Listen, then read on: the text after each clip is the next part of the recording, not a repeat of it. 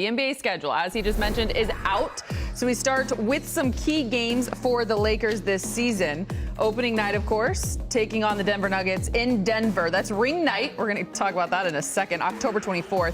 The home opener a couple days later here in LA, taking on the Suns. The 26th, the inaugural in-season tournament begins for the Lakers against the Suns. That's November 10th, Christmas Day in LA, which is nice, taking on the Boston Celtics. And then MLK Day versus OKC.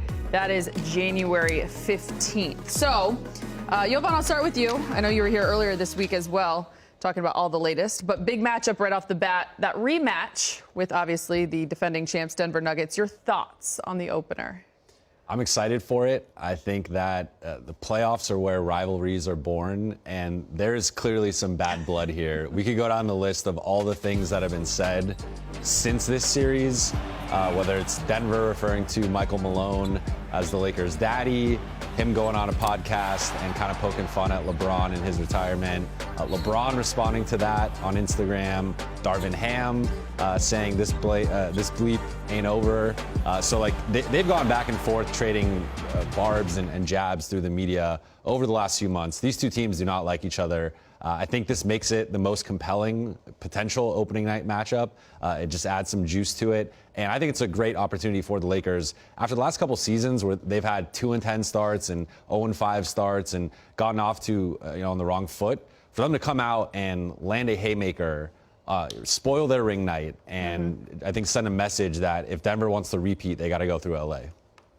Yeah, so Denver did not get better from last season, and that's one thing that usually if you're going to repeat and actually win a title, you have to find a way to get a little better. Of course, they lose Bruce Brown. They lose Vlatko Čančar, who just had an ACL injury, and Jeff Green even goes over to Houston. So a couple of players without bringing in any vets. And the Lakers, I do think, got a little bit better. So that's one thing. Now, the game is in Denver, of course, and the Lakers, Ali, had to go to Golden State last year for ring night. And you do get a certain additional buzz in the building, and I think the fans certainly love it. Sometimes, as we've seen in Lakers past first games, like that can affect the home team, and they can be like, all right, got the rings, great. Oh, wait, we have to play a game. Yep. But other times they can buy into that energy. And so I'm not going to be super worried about the result of that first game. I don't know that LeBron and AD are going to come out and say, we have to show Denver in this opening night. But it certainly would be a nice way to kind of say, all right, that run that the Lakers made from the All-Star break on was real. It was a real team. Here's why. And try to show Jokic and Denver right away. I do find it interesting that the Lakers are the opponent on the road for the second year in a row on ring night. Interesting. We talk about that on the Lake Show podcast. More great games and tough matchups for the Lakers as we continue to open up this schedule. When you look at the first 10, there's really nothing light to it right off the bat. And you think back to last season, despite assuming the Lakers did get better based off of their roster that they've built this offseason, it was 2-8 through their first 10 a season ago. Trudell, I'll start with you on this. Give me your outlook and kind of your prediction as you break down the first 10 games for the Lakers. Well, the most obvious thing is that most of these games are on the road. You have 3 of the first 9 at home, then that home game against the Trailblazers coming up after that. And that's a departure from what the last 2 seasons have been, where the Lakers have been as a majority at home for basically October and November. And I think that provides a bit of a challenge. However, to me, what overcomes that for the Lakers is that this is the first year they have actual continuity on the roster from the previous season. They had 4 players going into last season that were actually playing in the rotation to end the prior season. And now you brought back almost the same team that played so well together and added a couple of key pieces, most notably Gabe Vincent and Taurean Prince. So I, regardless of who's on the schedule, I just think it's a better Lakers team. And yes, it's a challenging schedule. Yes, it's good teams, but like they're a better team. So I don't think it's as ominous as maybe the last couple were. I'm going to go 6-4 for the 10-game stretch. Oh, you wanted a record? Yeah, and a prediction. Yep. Okay, well, you go, and then I'll follow. I'll go 6-4. I do think that this is an annual tradition where the Lakers get these brutal starts to the season where, I mean, just looking at those first 3 of Denver, Phoenix, Sacramento, you got the Clippers in the 5th game.